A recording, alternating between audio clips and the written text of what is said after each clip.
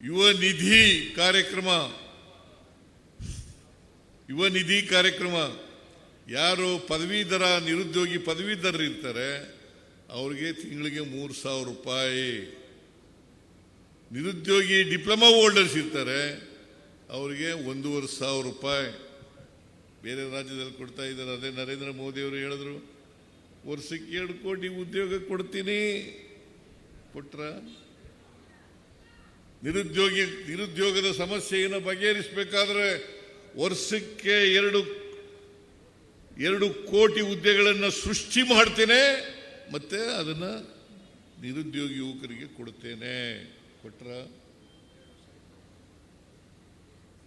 ಕೇಂದ್ರದಲ್ಲಿ ಕಪ್ಪು ಹಣ ಇದೆ, ಅದನ್ನು ತಗೊಬಂದ್ಬಿಟ್ಟು ನಮ್ಮ ಭಾರತೀಯರೆಲ್ಲ ಅಲ್ಲಿ ಶ್ರೀಮಂತರೆಲ್ಲ ಇಟ್ಬಿಟ್ಟಿದ್ದಾರೆ.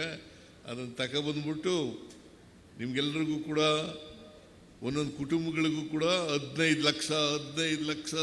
ಲಕ್ಷ ಹಂಚ್ಬಿಡ್ತೀನಿ ಅಂತಂದ್ರು. ಕೊಟ್ರ? ನಿಮ್ಮ ಅಕೌಂಟ್ಗಳಿಗೆ ಹಾಕ್ತೀವಿ ಅಂತಂದ್ರು. ಕೊಟ್ರೇನ?